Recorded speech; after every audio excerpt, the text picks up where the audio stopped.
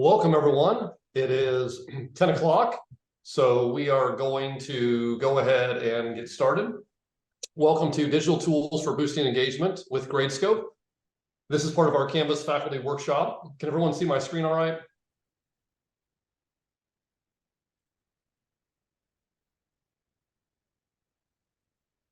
Okay, so what we are going to do today, the overview, I'll give a very brief introduction here, then I will turn it over to Dr. Dale Cope, who will lead us in the faculty presentation. We'll then wrap up with a Q&A and a conclusion, and we'll be finished by 11 o'clock at the latest.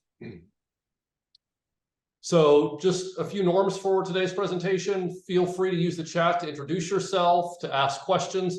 We did run a report about an hour or so ago for anyone who had registered, but if you are joining us, feel free to introduce yourself, let us know what college or school you're from, ask questions there. The chat will be monitored. I will be monitoring that and providing answers. And if the presenter asks for input, feel free to turn on your mic and provide any input. Otherwise, please go ahead and mute your mic so we can avoid any background noise in our presentation.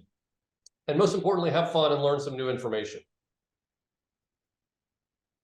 And our presenter today, in just a minute, I will turn it over to Dr. Dale Cope, who was a professor of practice in mechanical engineering, and very thankful to Dale for leading this presentation. He has done this for the College of Engineering a couple of times, I believe, and is an avid user of Gradescope. So we are very thankful to Dr. Cope for leading today's session. And our learning outcomes, we have 5 of them.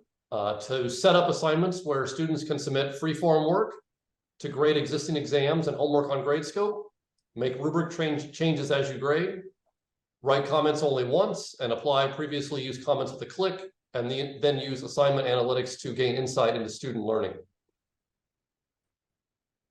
And I realized I forgot to introduce myself. I'm CJ Shields with the Center for Teaching Excellence, and I will be moderating the chat, answering any questions, and following along and helping Dr. Cope out in any way that he needs me to do that. So feel free again to introduce yourself in the chat. Otherwise, I'm going to stop sharing and turn the presentation over to Dr. Cope.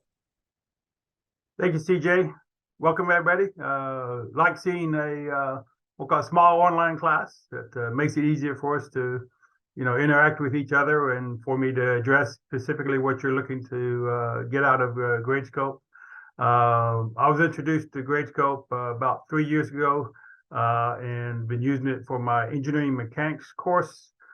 It's a sophomore level course that we have, large enrollment, about 500 each year. And so we do all of our what we call concept quizzes and exams through Gradescope. The concept quizzes and projects, we also do projects, but they submit their work to Gradescope themselves. The exams that we do, we do in-class exams, and then we scan them and upload those exams for us to grade. So at any point during my live presentation demonstration here of Gradescope, please feel free to interrupt me and ask me your specific questions, and be glad to explore deeper into the specific areas that you're interested in. So go ahead and share my screen with you. And I checked to see if I could do this with my development course to show you, here I am new to Gradescope, kind of know an idea of what it's about, but I want to figure out, okay, how do I work with Gradescope with Canvas? That it is integrated well with Canvas in that they talk to each other, but it is a third-party application, and so we have to tell them to talk to each other. So I guess you could kind of think of it maybe as tolerance or something. But actually what it reminds me of is my freshman seminar class. Here they are new to college and they don't talk to each other. Tell them to talk to each other. But anyway, so when you're in your course and you want to use Gradescope, of course, you go down into your settings, navigation, and the third-party tools will be there in navigation. So we find our Gradescope, and of course we'll enable it. Come back up here to your navigation menu and put it wherever you like. If I like to put it up here, where do I have my other kind of by grades? So put it up there, and of course we always have to remember navigation. We have to go back down and save it to keep it in our navigation. So now you'll see that we have Gradescope in our navigation menu in the Canvas course. So then when you first select Gradescope, it'll come up and ask you, okay, are you wanting a new course or do you want to use an existing course? I'm gonna go ahead and set this up as a new course.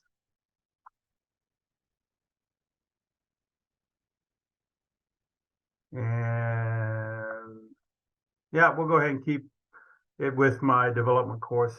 I guess I'm gonna go ahead and put in a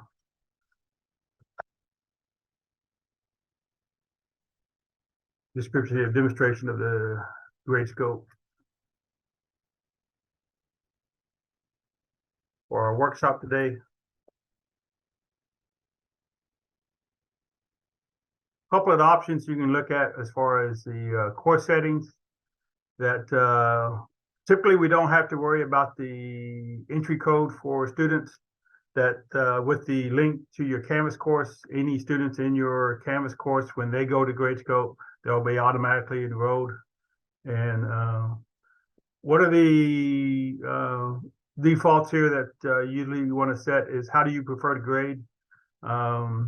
Students are of the mindset that they've earned all the points as soon as they submit it, and they only look at points that were deducted from the total. But I look at it as a different way, and I like positive scoring, is that you start with a 0 and you earn points for everything that you show on your work that you submit. And so you can set those up. Typically, yeah, we have the ceiling and floor set for whatever points you have set up for the assignment. It will only max out at the ceiling or the floor that you have set up. You can easily change that as you go if you want. If I want to go ahead and have one section of a rubric to where it could be a negative score for late penalty deduction is primarily what I use that for. But once you got those settings set up, update your course. Of course, I won't have any students in this, but when you go to your roster, you can sync your, we'll call it the student roster in Canvas with Gradescope. And so I have to do this, we'll call it a few times during the semester when students, we'll call it Q drop basically, when we have to add that. And this is where you can also go in and put somebody in as a single user. This is what's handy for your TAs and say other instructors. You can set them up as a user in your Gradescope course. So once you have this set up, you now have your Canvas course and an associated Gradescope course. So they're two separate entities that can talk to each other, but we have to work back and forth with each other. So to go ahead and get into the type of assignments, is there a particular type of assignments that each of you are interested in?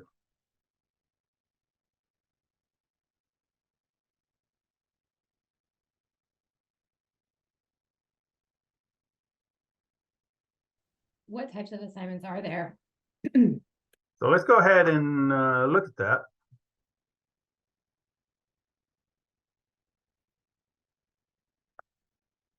So I can do my, we'll call it exam assignments, homework problem sets, and there's the bubble sheet option, and then there's the programming assignment. Of course, I don't use programming assignments. Bubble sheets, if you are doing, say, multiple choice, for the some of our large enrollment courses, that this might be useful where you're doing like multiple choice and you can set up a bubble sheet that they're filling in the bubble sheet. So this would be similar to, handing out, doing a Scantron. It's just that now you wouldn't have to do the Scantron itself. And it shows you here that once you set up your bubble sheet that it will automatically grade it based on your answer key, and you can provide the students with that template for that. What I use Gradescope for is these other two, my homework problem set, which what the students submit, This is free form work that they submit themselves. And then once the deadline has passed, then we can go in, my TAs and I can go in and grade their assignments. And then for the exam, we'll go through an example of this. This is where we administer the exam in class. We collect exam from all the students, and then we scan and upload the exams in batches. We'll go through that assignment. So I was primarily going to go over how to do the homework problem set and the exam quizzes. If there's another particular area you're interested in, let me know.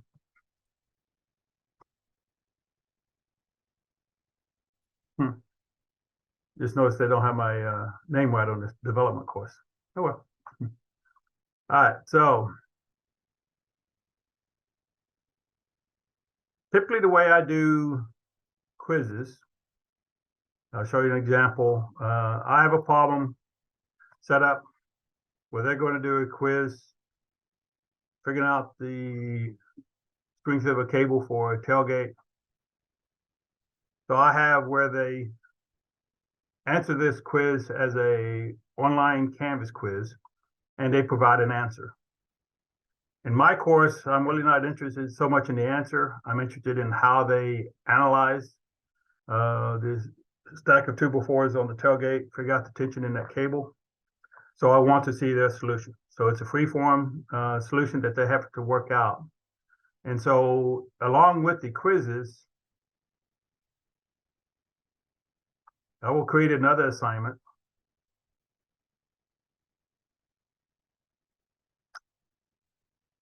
Yeah, we'll just call it quiz solution report.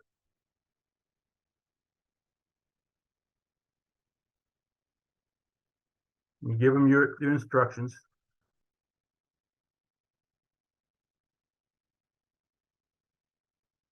So you set up this up just like you would any other assignment for your course. This is where when you go to, might need to help me out here again, CJ. Where do I find the app? It's the. So if you change from I got change online. There it is. Yep, Yeah. to external tool. So you change your online submission type to external tool. And then in here is where you would put in your Gradescope. If you click find, Dale, it should show up automatically in the list. There we go. I probably went past it. Yep. So you select your Gradescope as your external tool. Typically, I have it load as a separate tab. And yeah, assign to everybody. Yeah, we'll throw a due date in here. Put in your available dates.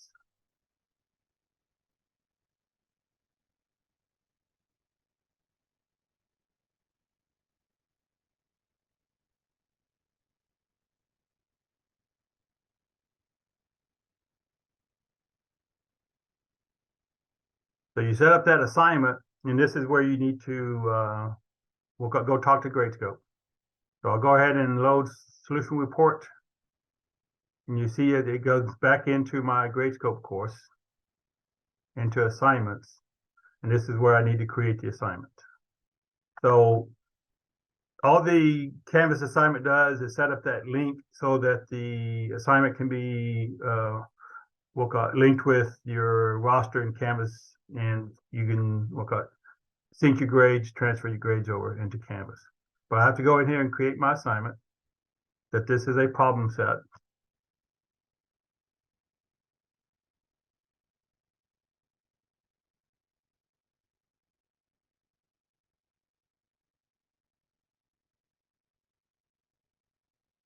Yep, I have a, we'll call it PDF that I created for it.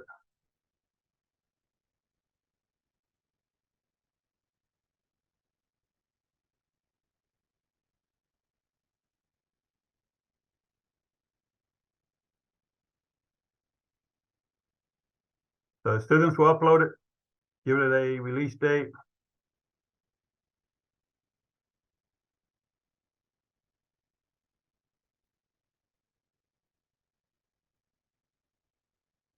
Due date.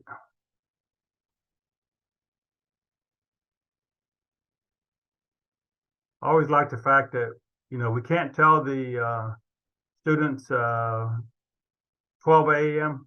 because they just get confused. So we always have to set our due dates 11:59 p.m. so they know, okay, gotta do it before the day's over.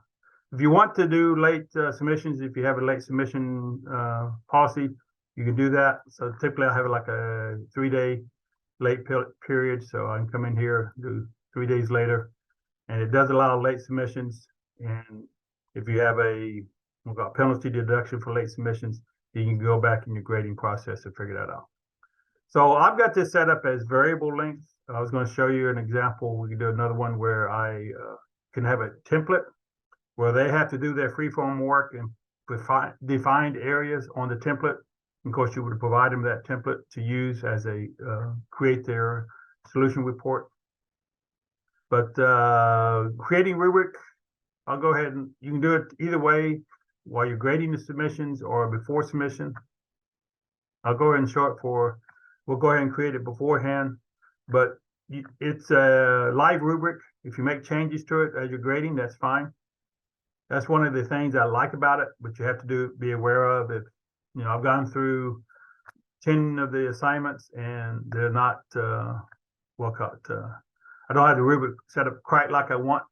I can adjust it, but it's going to adjust it for all the, submissions that you've already graded. The changes for all of them. So you can't do, tailored specific rubrics for each student. It is one rubric for the assignment. And then, yep, I have basically 4 basic questions that I ask them on all these assignments, that they have to do a free body diagram. They have to figure out their equilibrium equations. So whatever questions you have in your assignment, you can set that up. If you want to, on my larger projects,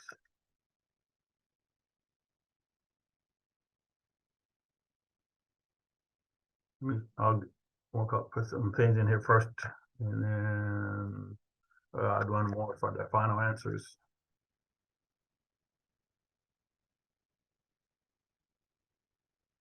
So you can, on these questions, on my projects, I have multiple tasks or multiple questions for larger tasks in a project. So I can go ahead and put sub-questions for each of the major questions, and you can build it that way. Oops.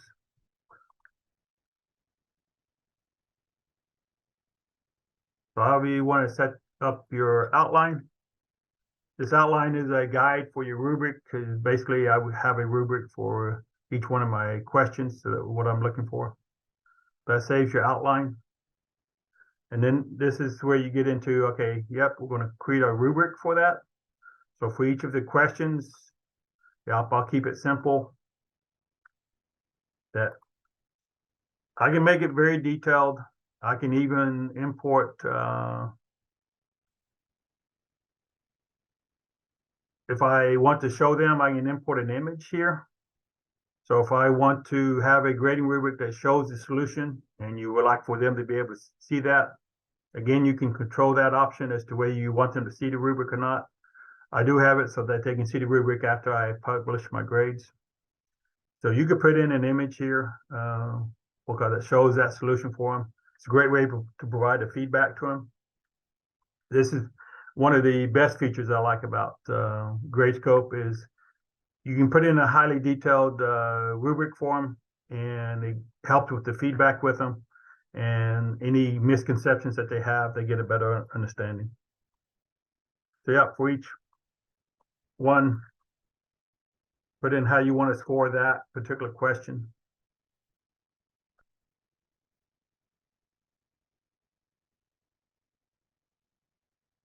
Again, if there's something particular you'd like to see as I'm doing this, please go ahead and let me know.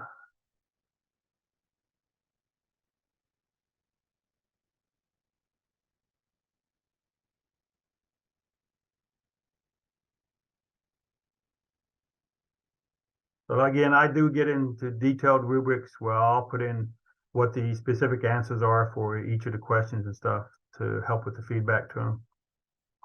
And then once you've got that set up, you can see here, this is basically the order that we've created our assignment, come up with the outline for the assignment.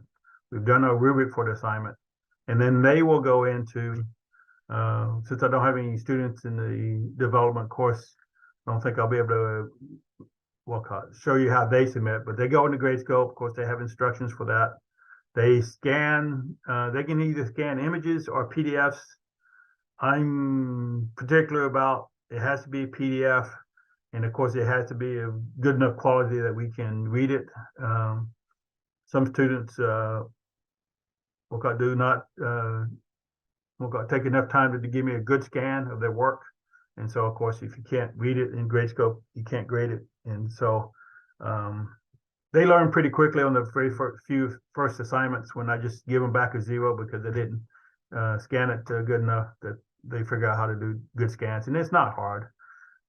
Any of our printers, they can send themselves an email and they got a good PDF. They got the phone apps. Cam Scanner works well for them to upload their submissions. But they'll upload their submissions.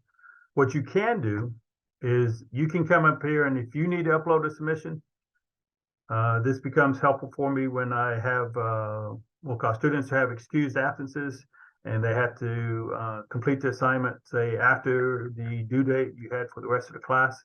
Well, I can come in here. Okay, I don't have a student.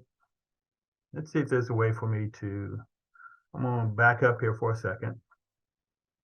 On my roster, I'm going to add. I'll call him Rock the Good Ag.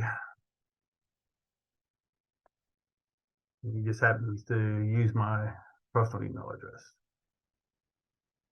Well, as a student. All right. So with that, back to my assignment.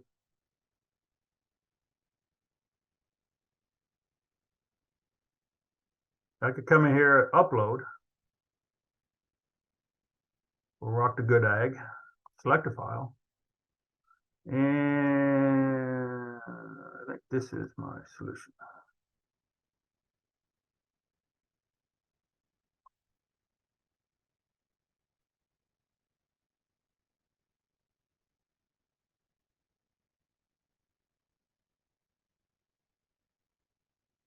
So they'll see a similar screen to this when they upload their submissions. And that since we have questions and I have variable links, multiple pages on it, I need to know where their work is. And so what the students are asked to do is select the question and tell me where it is, what page is it on. So my FBD is on that page, happens to be the same for my equilibrium. So yeah, for this, it's all on one page. So I would just have to come in here and select all one page.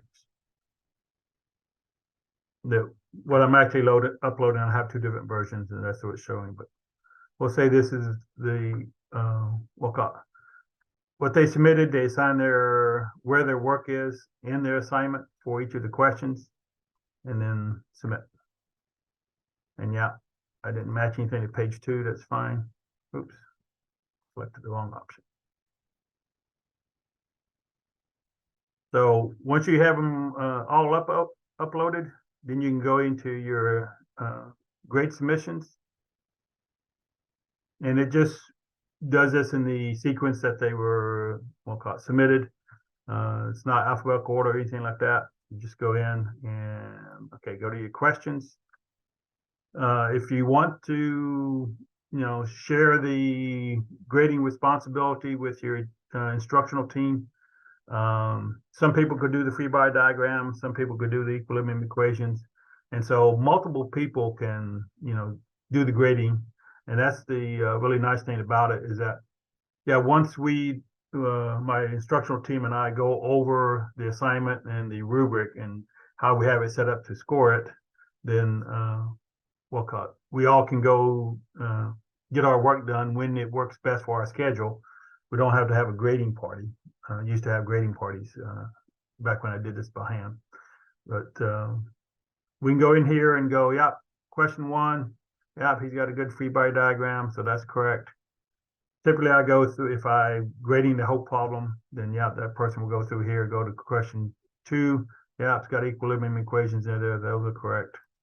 And again, this can be more detailed. You can have, well, you got them correct, or there's a, say, a sign error in the, we'll call it question, or there's the, the minor mistakes and major mistakes.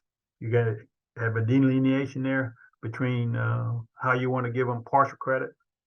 If, of course, it's always have a, we'll call it, one of my rubric items is always whether if it's not submitted or if it's incorrect, you always have that option there so that, yeah, they went through everything correct, but we got down here to the final answers and they had a math error, so incorrect. So I always have that for each of my rubric items for each question, just so that I know that the grader checked each of those items. That way, if they come back and say questions, say, oh, you just didn't score that. So no, we scored it. It's incorrect. So again, it helps with the feedback. And so once you're done grading, let's only have one assignment. Then you go back here to review grades. This was, see, okay, got 20 out of 30. So you're ready to publish the grades. I won't actually go through the part of it. But before I do that, when I review the grades, I can look at the minimum, maximum, all the, we'll call it statistics here as far as the overall grade for the assignment. And that works out well because I got multiple sections. I can compare sections, see how we're grading. Even on my, we'll call it, my instructional team, we have 3 instructors, 3 TAs, and 5 undergraduate peer teachers. So fairly large instructional team for 400 students. And this allows us to see, okay, I got different people grading the same type of problems and want to make sure we are consistent in our grading. So we can go back here and review. We just had an exam in our course, and one instructor had a 70 average on the exam, while me and the other instructor had 85 for our average on the exam. So, okay, that's a pretty big disparity there. Is it something about our grading that we need to address for that? When we identify areas that we need to go back and address, then yeah, we can go back to our grade submissions, review that, and make sure that we're consistent with our grading. The other thing I typically look at, and this is also helpful after the fact, as far as evaluating my course, is that pretty much all the exam problems I get are very similar in that this is the process that we look for them to go through. That they have to do a free body diagram, they have to do equilibrium equations, they have to do an algebraic solution, and they have to give us the final answers. So I can look at this and see, okay, where are they struggling? Is it with the free body diagram? Is it with the equations? Or are they just making math mistakes where they're not getting the actual final answer? So this statistics one is very helpful for us in assessing where are the students having difficulties, what do we need to emphasize on. That in my course, yep, it's just setting up the problem is where I need to focus and get them to put most of their effort in. We just have to be careful when we're doing our math. But once you're done reviewing your grades and you're comfortable with it, you can come in here, you can publish your grades. I'm curious as to how this works from a development course. So it will send a email to the student. So I'll send them this email here that, yeah, your quiz has been graded. You can access it going back into, we'll call it Gradescope, and review that. If you set up the option so they can see the rubric, they'll be able to see the rubric, see where they earned their points and their final grade, of course. So it gives us all this in the email. So I'll go ahead and send it. And then the other thing, again, since I don't have any students in, I don't think I do. Yeah, it's just me as a teacher. So when I'm done with the grading and ready to post it to Canvas, then I can post it to Canvas and the grades will show up there. So that's the way we get them to talk to each other and sync back and forth.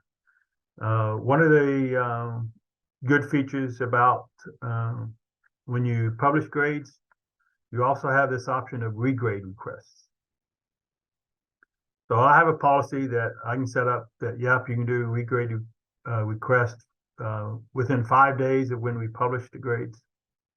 So I'll come here and set up that, yep, okay. They can go back, review their submission, review the grade they got on their rubric, and ask us, okay, why did I not get credit for this work that I showed on my quiz? Or I would say probably like a 30-70 split of when they submit a regrade requests. You do get some of the requests that are just like, will you please regrade it again? You didn't give me enough points. Well, okay. Those, of course, are just turned back. No, you have to, justify why I should regrade it. What is it that you think I overlooked, didn't give you credit for? And so we asked them to give us an explanation, and based on their explanation, we can adjust our score if we did overlook something. And that's the, of course, nice thing I like about it. It helps us to make sure we don't overlook when we go through 140 assignments. I don't want to overlook something that the student should get credit for. So it definitely helps us to catch that. But it also, if they say, well, I said the answer was 0, and say, yeah, but the reason you said it's 0 is incorrect. You just assumed it was 0. You didn't actually show that it's 0.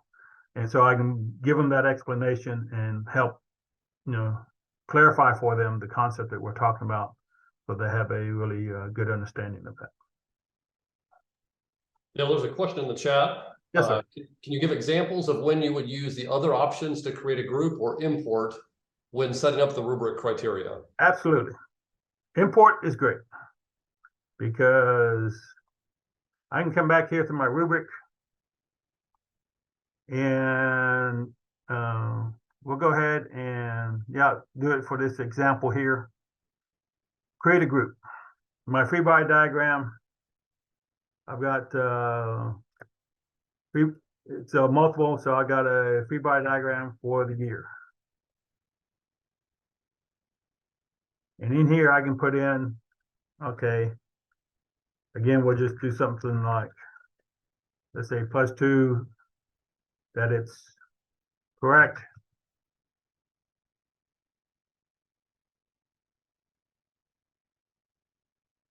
Or incorrect. So I have a question that has multiple parts to it. And so I want to grade those multiple parts separately. So I would create a different group. So FBD for my pulleys. Again, whatever your criteria, your rubric is for that particular item.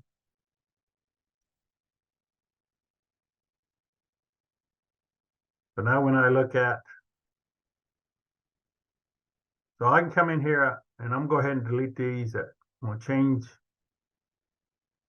to where, no, I needed to grade the free body diagrams for 2 different parts, for gears and pulleys. And so I can set up those groups, have the rubric specifically for that. This has come in handy for me that I have a problem that can be solved 2 different ways. So I'll have a rubric for method A and a rubric for method B. And you set that up in the group. And so when you're grading it, you just go to that group and we'll call it grade it for that method. And we'll call it, both of them are equivalent as far as whichever method they want. Works well. Of course, I've done this for previous courses. So it's like I use the same rubric. So yes, I can come in here and go into my previous course. Go to that concept quiz. Solution report. Import the rubric for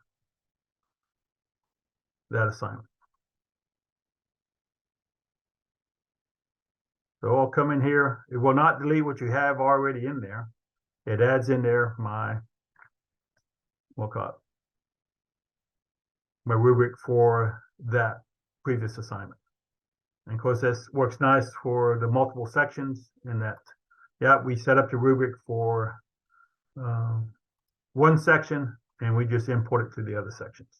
So again, I keep consistency across multiple sections as to how are we grading the same assignment. It can be different quizzes for different sections.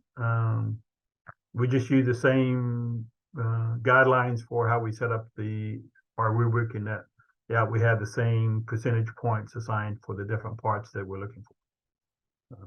It can be different questions and everything. Just have a consistency in that. I don't want to give one section a really easy problem, and so another section a really difficult problem, for the same assignment, because then they're not being assessed work out fairly between the two sections. So does that answer the question about groups and imports? Yes, thank you. Okay. All right. So any other questions, details about student submissions?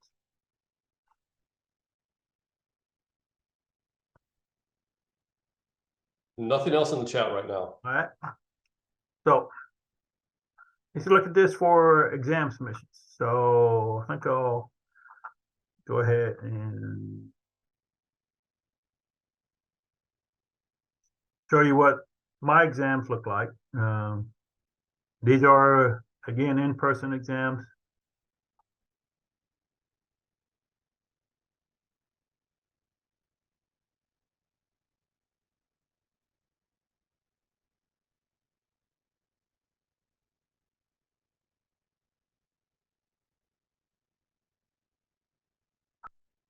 Make sure I'm sharing the right screen here.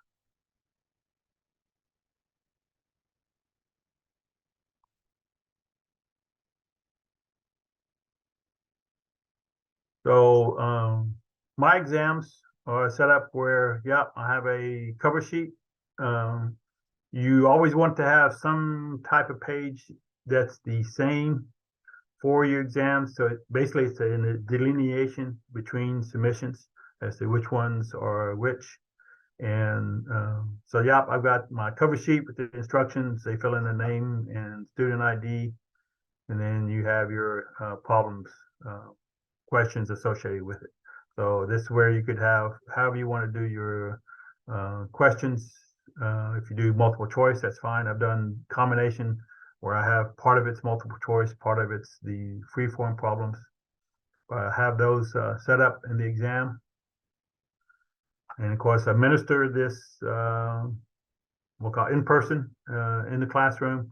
And then one of the key items that I want to do is we'll call assemble the exams with paper clips, because we will scan them in batches and do need to use, we'll call it consistent paper. Other instructors have done it where, yeah, the students complete the exam in class and then the students upload it themselves. I'm just not comfortable with that. So I go ahead and gather them up, and everything's paper clipped together, and they all, it's the same, we'll call it, paper. We make sure that they use only our engineering graph paper for the exams, just to help with the scanning process. So once you completed the exam and you, we'll call it, gathered them all up, you can go over, we just go over to our printer, and we, we'll call upload the batches of exams. And this is what I'm showing here.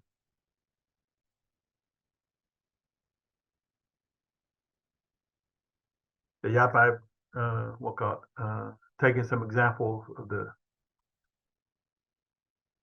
we'll call it, ones that we've done.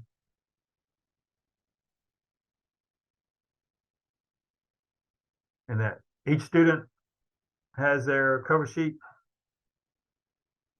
the work that they did, and they're good to go. So gotten that done, so now you're ready to get your grading of the exams done. And so let me go back to my course, switch that screen.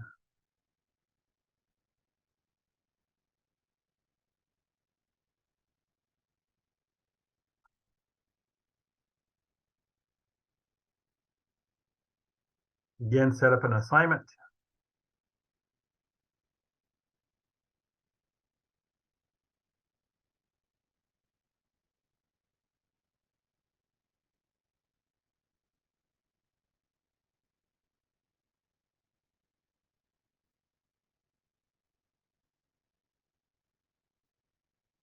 So I did this during the we'll call it pandemic, when we were doing things online. I used Gradescope even during that time. And again, you can set it up where students would have a few minutes after their prescribed testing period that was proctored or online, and they would go through the scanning process and uploading the exams to the we'll call assignment. So you can do it either way. So it works well for online classes too.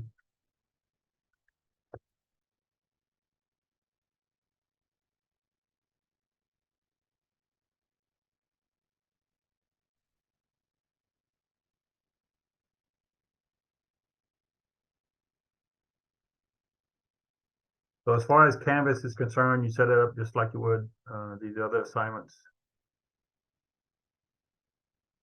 And yeah, like that, it's set at 30. External tool.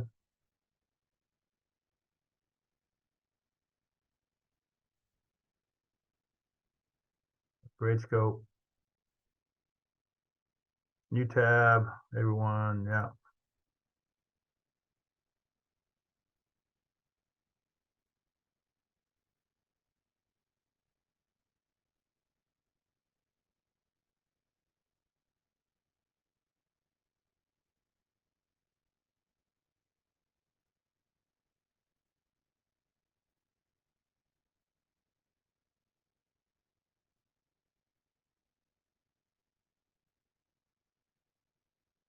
So when you go to in class again, all it does is set up the link between the we'll call Gradescope assignment and Canvas assignment. They're two separate entities, but you set up a link so they can talk to each other.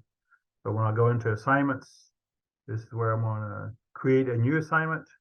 I could, yeah, I think I can do this. Duplicate assignment. So if I've done this previously, I can go in here to my previous assignment and go exam 1 in class submissions. Yep. Duplicate that. And they'll come in and they'll pull in that we'll call it setting. Yep. A few things I need to adjust here. I think I can go ahead and keep it for example purposes. Instructor is going to upload it. I need to link it to the assignment. So I'll come back here. Yeah. Example, link to the assignment in Canvas. So if you want to replace the PDF, you can replace the PDF. This one's we'll call it fine for the use for the example. Yep, I like the positive scoring. One of the things in your rubrics that you can do, if you want it to be like it's right or wrong, incorrect or correct, where you just select one of the items in your rubric. So that's where you could have, yeah, it's correct, or it has some minor errors, or it has major errors, or it's we'll call it totally incorrect. You know, you can have a scale from say 1 to 4 of what you want to score that question as, and you can set it to where you just select one of those 4. You wouldn't select multiple ones. Typically, I'll have mine set up where I'm looking for multiple things in each question, so I have where I can select multiple rubric items. And we can do this either before or after, like we did before on the homework assignment. This is where you control what does the student see in the assignment settings. Do you want them to see all the rubric items, only the ones that they got credit for? Do you completely hide it? The grading rubric to me is a great way to provide feedback. and make sure they have a good understanding of what we're studying. So I set that up. Good to go.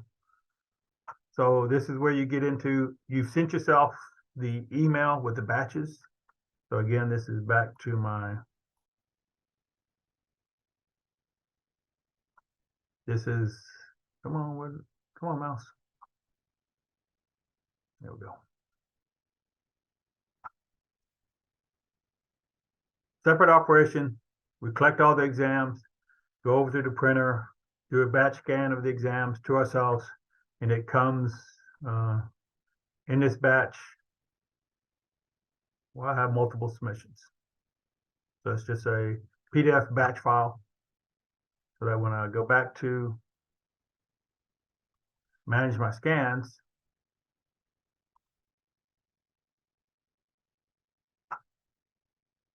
select PDF, go to the batch file, wherever you saved it, open it up. So I can do multiple PDFs. You know, I'll upload 10 batches of exams, and they'll go through this process of, well, okay, how many exams are we submitting here?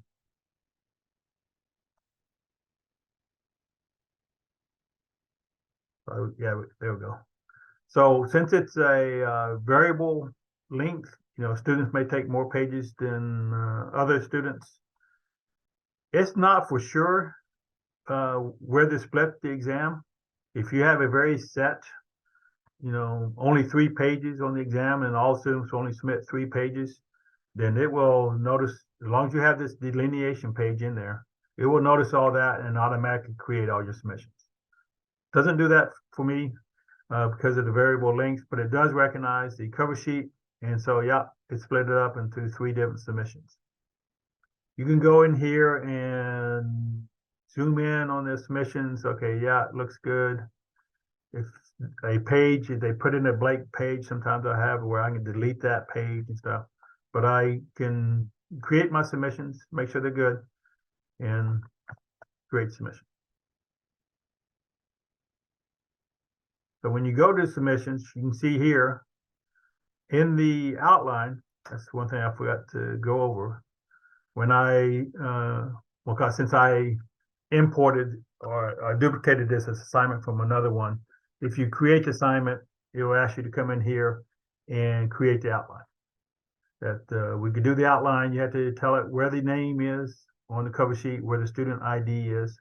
It looks for those in the exam.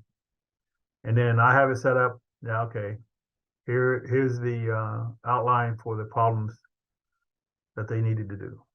So I just have it by the 3 problems, and I have multiple groups for each of these problems as far as the way the rubric set up. So we set up that before the exam. You can see here are our rubrics that, yeah, our process that we are looking for. How well are we able to solve that? So we have that for each of the questions. So I would say there is more prep work in using Gradescope for doing your homeworks and your exams, but the amount of time it saves for the grading definitely makes up for the amount of time we spend doing the setup. But in the submissions, I won't be able to go through this since I don't have multiple students. But here is where it will recognize the name and ID region. And of course, you just look at there and say, okay, yeah, that was his submission. And then the next one. So 15 minutes probably to go through and assign the submissions to the right students. Does a nice job of showing you where the names are for doing that. And then once you've got all those assigned, then you're back to your grading process. So, yep, I can pick problem 1. This is where we split it up with the instructional team. I'll do problem 1, TA will do problem 2, how we want to work it out. And they'll go through. And this is where we set it up by groups. So we have all of our specific rubric items for each of the groups as to what we're looking for. And so the grader can go through and do that. And of course, once you're done with the grading, then you would go back to review your grades. How did it, yeah, we haven't graded anything yet, but it come up with the stats for you again. Again, you would be able to go in here and review details about the grading on the statistics. When you publish grades, you have the opportunity to do regrade requests. One option I go ahead and take advantage of with Gradescope is final exam.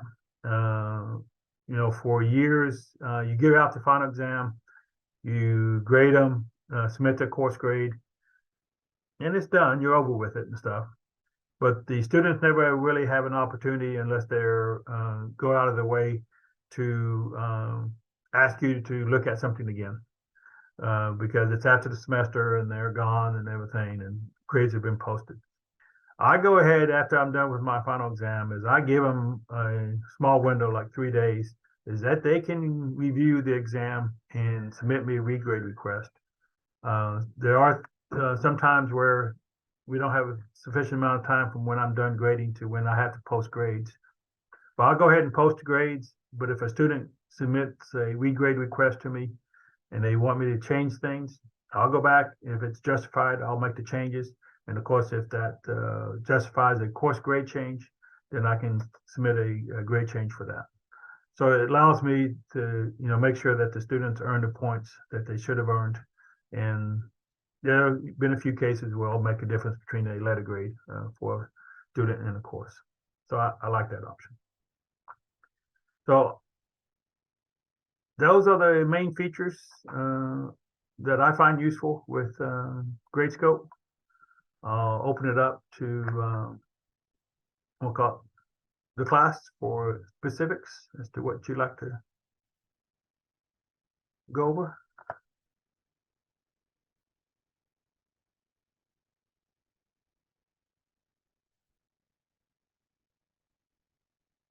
There are no additional questions in the chat as of now, Dale, but if anybody has any, feel free to drop them there.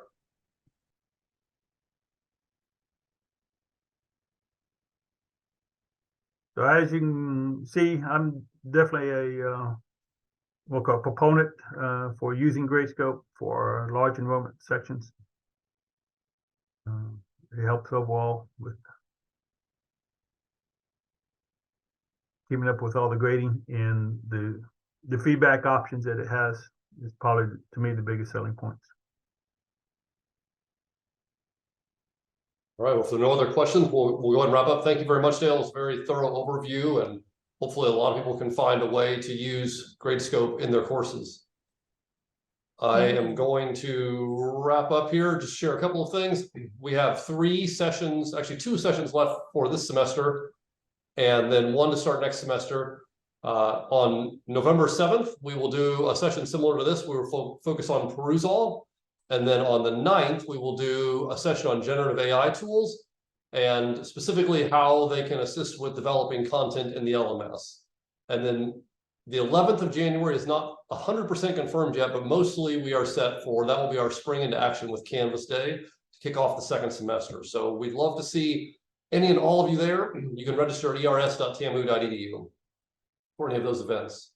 For today's event, if you wouldn't mind letting us know what you thought of the session, give us some feedback in terms of marketing and how soon you got the announcements, and what can we do to let you know in advance.